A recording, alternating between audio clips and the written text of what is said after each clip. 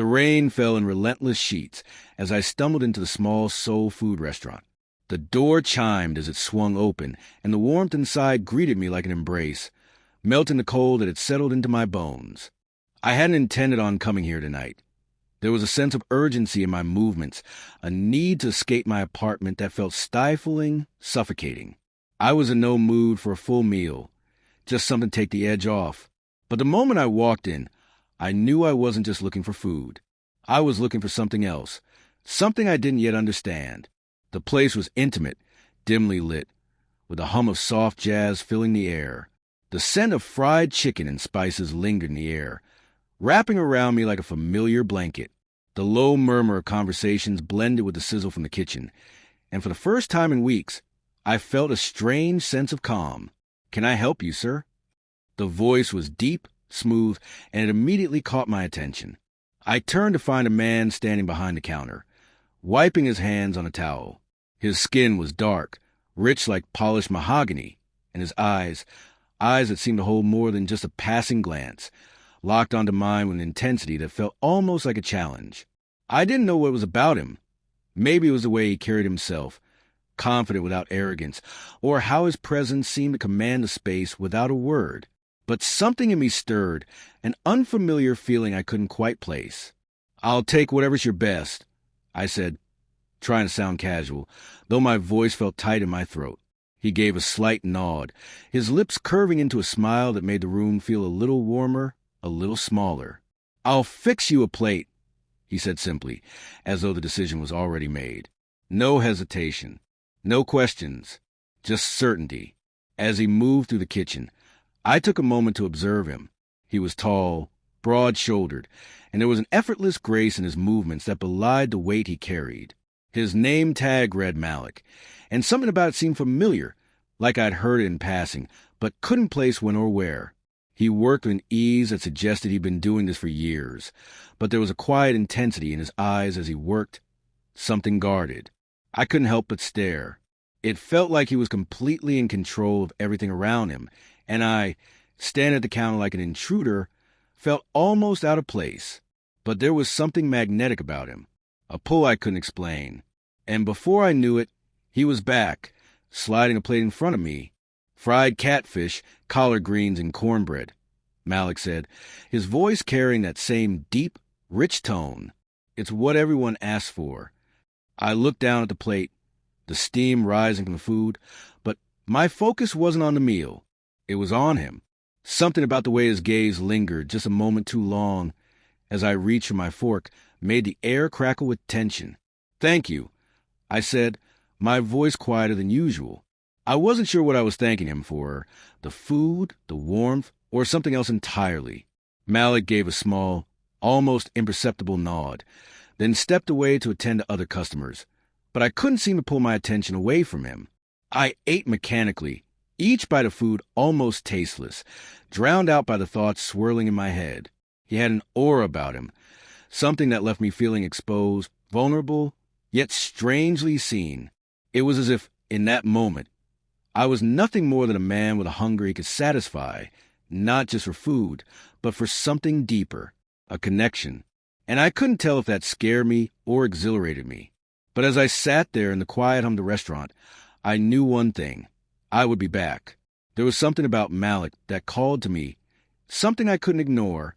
"Come back when you're hungry for more than just food," he had said, and for the first time in a long while, I realized I was starving, not for a meal, but for something far more elusive, something I couldn't define.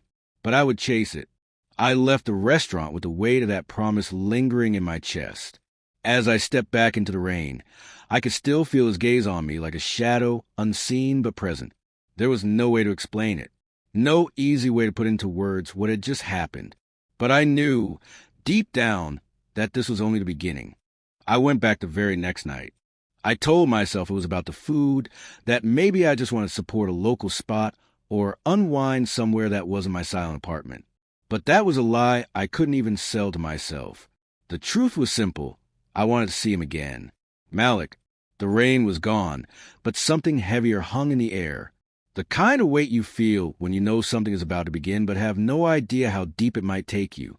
He was behind the counter again, sleeves rolled up, apron dusted with flour. He looked up when I walked in, and I swore his lips twitched into the faintest smile before he went back to chopping herbs. "You remembered," he said without looking at me, voice low, even. "I didn't forget," I replied, and I slid into the same seat at the counter like it belonged to me now. That night, we talked more. He asked questions, real ones, not small talk, not polite filler. Where I grew up, what made me leave, why I stayed gone. I told him I was from a place where everything looked perfect on the surface. White fences, manicured lawns, and smiles that cracked under pressure. I told him I moved to Dallas to start fresh, to build something that didn't feel borrowed. He listened, really listened. Then he told me about his mother's kitchen in Baton Rouge, about how she used to hum gospel songs while stirring gumbo, about how he learned to cook by watching her, quietly from the doorway. He spoke with reverence, not just for her food, but for the way she made people feel when they ate it, like they mattered. It struck me then how rare it was to meet someone who wasn't just performing life, but living it. I became a regular after that, every Friday night, sometimes Saturday too, and sometimes during the week when I couldn't stop thinking about his voice or the way his hand brushed against mine when he handed me a plate. The tension between us was no longer subtle. It lingered in the pauses between sentences, in the way he'd look at me too long, and I'd look away too fast. One night, he slid a small plate toward me, just a single bite of peach cobbler. "I'm not supposed to give this out," he said. "Not yet on the menu. Thought you might like it." I took the bite, slow, careful, trying not to let my hand shake as I lifted the fork. It was warm, rich, the kind of flavor that made you feel something deep in your chest. When I looked up, he was watching me. "Well," he asked. I swallowed. "You're dangerous." He leaned in just a little. "You have no idea." That was the night he touched me for the first time. It was small, accidental. At least that's what we both pretended. I reached for my coat. He reached to clean the counter, and our hands collided. Neither of us moved. His fingers grazed mine, and I swear time paused. I looked at him, and it was like being pulled underwater. No sound, just pressure, depth. "I should go," I whispered. "You could stay," he said, voice low enough to be mistaken for a thought. But I didn't. I left with my heart thudding against my ribs and his touch still echoing in my skin. The next Friday, I didn't wait for dinner. I showed up before the dinner rush, long before anyone else would have been there. He raised an eyebrow when he saw me, but said nothing, just motioned toward the back, and I followed him without asking where we were going. It was a small room behind the kitchen. No windows, just shelves and a quiet hum from the fridge unit. He closed the door behind us. The silence was deafening.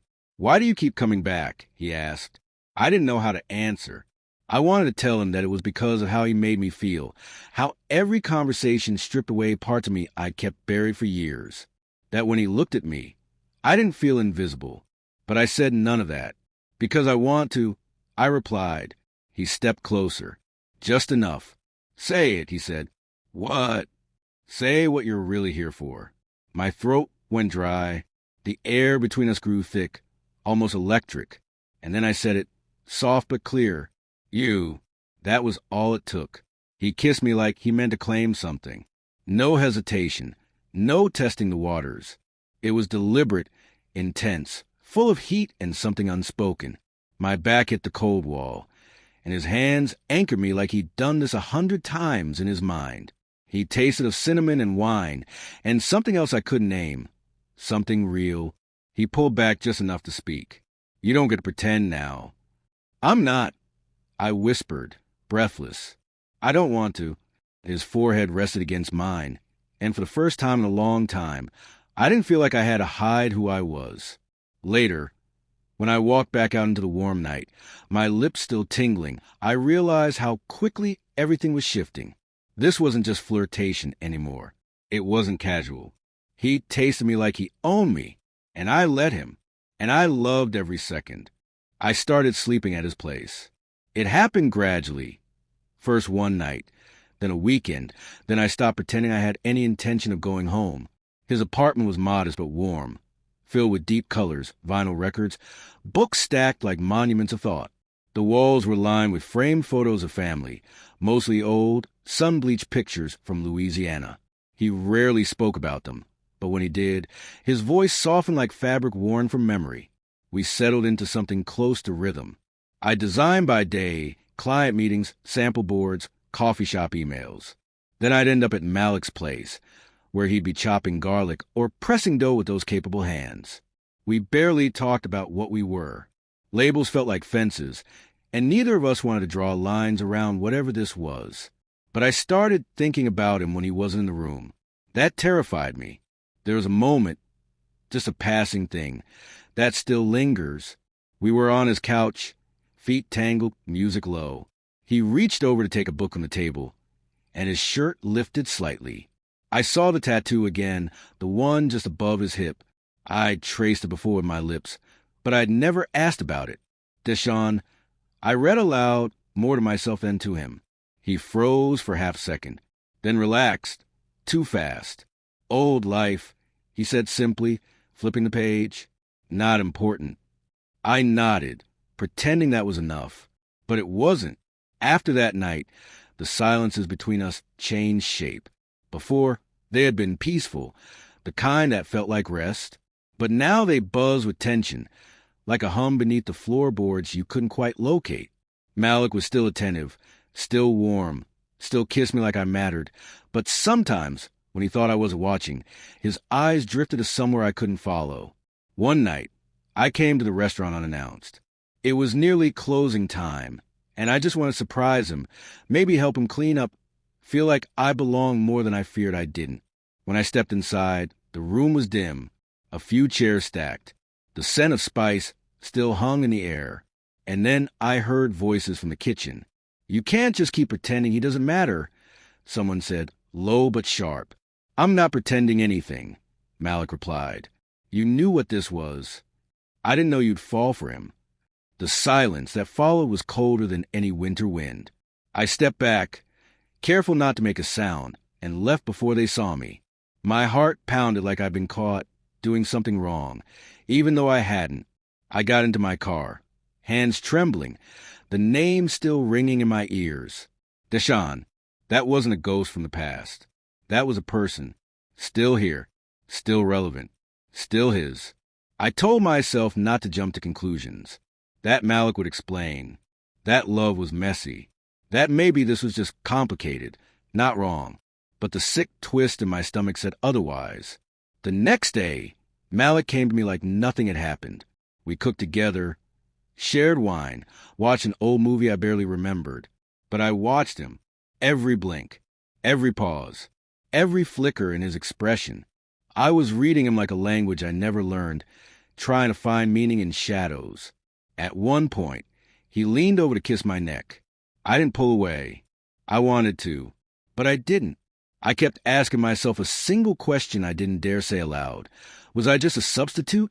Later that week, I was reorganizing books on his shelf, running my fingers across the spines, looking for distraction. One of the volumes fell open in my hands. A photo slipped out, landing face down on the floor. When I picked it up, the breath left my body. It was Malik and another man, tall, striking, laughing mid-motion, arms around each other in a way that didn't need explanation. There was no date on the back, just a note in ink. Forever, even if the world forgets. I sat down on the floor, photo trembling in my hand. I didn't cry. I didn't rage. I just felt hollow, like everything had shifted beneath me and I hadn't noticed until it cracked. When Malik came home that evening, I waited in silence. He kissed my forehead like always, asked about my day like always, poured 2 glasses of bourbon like always. But I didn't respond. I simply placed a photo on the table between us. His eyes dropped to it. He didn't flinch, didn't pretend to be surprised. "You went looking," he said softly. "I found it while cleaning," I replied. A beat of silence. "His name is Deshaun," he said. "We were complicated." "You still are." Malik didn't answer right away. He stared down at the photo, like it held a key he didn't want to use.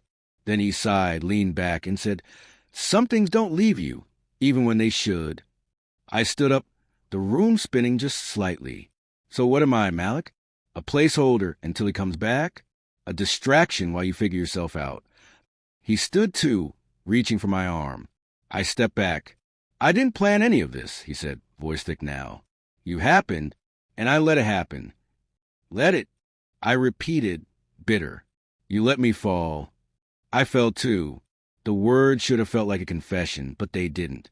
They felt like an apology made too late. I left that night, without saying anything else. Just walked out into the dark, hoping the night would swallow me whole. Because love, when it turns to doubt, doesn't echo, it shatters. I didn't hear from him for 3 days. No texts, no calls, nothing. I kept telling myself that I didn't want to hear from him, that silence was clarity, that walking away was the right thing. But the truth is, I waited. I waited like a fool.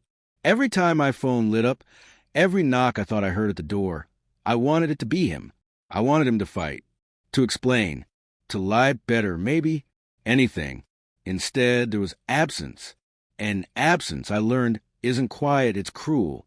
It fills every corner, every hour, until it becomes a kind of noise you can't turn off. On the 4th night, I found myself parked outside his restaurant. I didn't remember starting the car. I didn't remember deciding to drive. But there I was, engine humming, fingers clenched around the wheel. The building looked the same. Same low lights glowing through the windows. Same warmth I used to associate with him. I watched customers come and go, their laughter floating into the street like confetti. Then I saw him. He came out the back door, apron slung over one shoulder, phone pressed his ear. His expression was soft, not guarded, not unreadable, soft. The kind of look people wear when they think no one's watching. He smiled, laughed, nodded at something the person on the other end said. And then he said the name. I didn't even need to hear the whole sentence. Just that name. Deshawn. My body reacted before my mind could catch up. I opened the door and stepped out, walking toward him like I had every right to confront what wasn't mine to hold on to anymore. He saw me halfway across the alley and hung up fast, slipping the phone into his pocket, like it burned him. Griffin, he said, voice uneven. Still talking to him? He didn't answer. Still trying to love both of us? I asked, the bitterness in my chest boiling to the surface. Or did I finally fall off your rotation? Don't do this here, he said quietly. I almost laughed. Why? Afraid your lies might echo. Malik's jaw tightened. He didn't step toward me, didn't reach out, didn't try to make this easier. And somehow, that hurt more than if he'd begged. I didn't mean to hurt you, he said finally. That's the thing, I whispered. I think you did. A gust of wind passed between us. Dry, cold, familiar. I was honest about everything, except him, he said. That's my failure. I know that. Why keep me close, Malik? Why make me believe I mattered if you were never going to let go of him? His voice dropped. Because you made me feel alive in a way I forgot was possible. It wasn't an answer. It was an excuse. And I was done swallowing those. I turned to leave, but he stopped me with just one word. Wait. I did. He stepped closer this time, his voice lower, slower. What we had, it was real. Don't let what I did ruin what we were. You did that already, I said, when you made me feel chosen while keeping someone else in the wings. His eyes dropped to the pavement, as if the guilt finally weighed enough to bow his spine. I almost wanted to reach out. Almost. You knew, he said, voice cracking. From the start, you felt it. I felt it, yeah. I replied, but I ignored it, because you looked at me like I was the only person you could see. And I wanted to believe you. We stood there in silence, the air between us crowded with everything we didn't say. I turned and walked away. This time, he didn't call after me. The following week was a blur. I threw myself into work, took on 2 new clients, buried my grief beneath layers of swatches and sketches. But no matter how busy I stayed, he was still there. In the taste of peach cobbler, I tried to recreate. In the songs I used to play when I got ready for his place. In the quiet of night, when the walls seemed to remember him better than I did. I didn't go back to the restaurant. I couldn't. But one evening, I passed by it. Not on purpose. It was just on the way to a client's loft downtown. The windows were fogged from the inside, shadows moving behind them, laughter floating through the air like music. Someone else was sitting at my counter seat. I hated how much that stung. The world hadn't stopped because he broke my heart.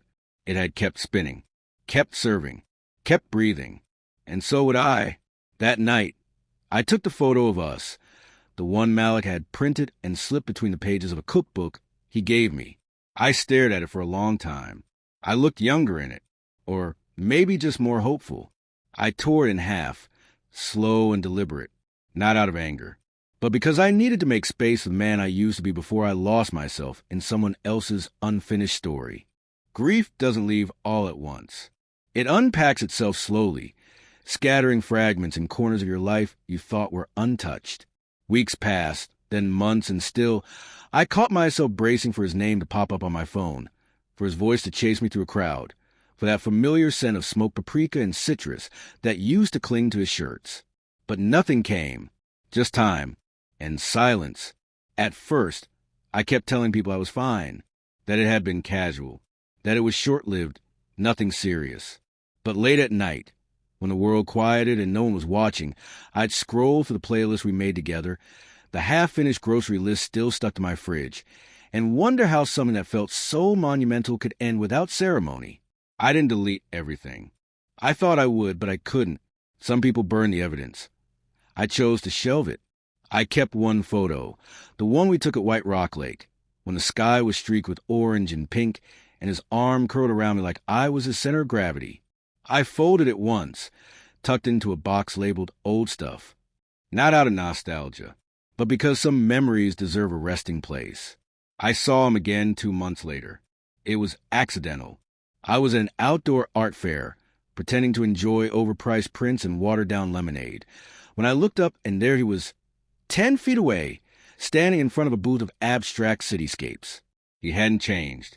Still the same effortless posture, the same way he leaned slightly to the right when he was thinking. He didn't see me, and I didn't call out. Instead, I watched him for a moment longer, just long enough to feel the ache of recognition, the quiet sting of old wanting. Then I turned away, not out of cruelty, but because I didn't need a reunion. I already had closure, even if I had to carve out myself. Back home, I sat at my desk and opened a blank document.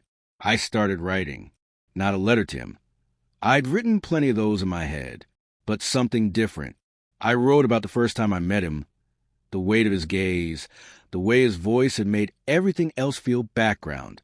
I wrote about the way betrayal doesn't always come with malice. Sometimes it wears affection. Sometimes it kisses you goodnight. I wrote until the words felt like truth. Some days, I still think about the version of us that could have worked. If he let go of his past, if I hadn't needed him to fill the empty spaces, I hadn't learned to love on my own. But fantasy is a dangerous kind of grief. It keeps you tethered to what never was. So I learned to walk without looking back. The restaurant closed down shortly after New Year. I heard it from a friend who lived nearby. No notice, no farewell. Just a for lease sign in the window and an empty space where the warmth used to be. I wonder if Malik left the city, or if he simply disappeared into another version of himself. One where no one knew how tightly he held onto the people he claimed he didn't need. Sometimes healing comes quietly, not with epiphanies, not with big gestures, but in the everyday things. Choosing a new cafe, sleeping through the night, laughing without guilt. I started doing all of that again. Not suddenly, not perfectly, but enough. I met someone recently. His name is Julian. He has a nervous laugh and an annoying habit of correcting grammar in text messages. But he looks at me like I'm real, like I'm here, and most importantly, like I'm enough. I haven't told him about Malik, not in detail, just that I once loved someone who couldn't make space for me, and I stayed too long trying to earn what was never mine. Julian didn't ask for more. He just reached for my hand and held it like it was the most natural thing in the world. There's still a scar. Of course there is. Malik marked me in ways I'll carry forever. But scars don't mean weakness. They mean survival. They mean I lived through something that tried to unmake me, and I'm still standing. He tasted me like he owned me, and for a while I let him. But I'm learning now how to belong to myself. And that's a love story, too.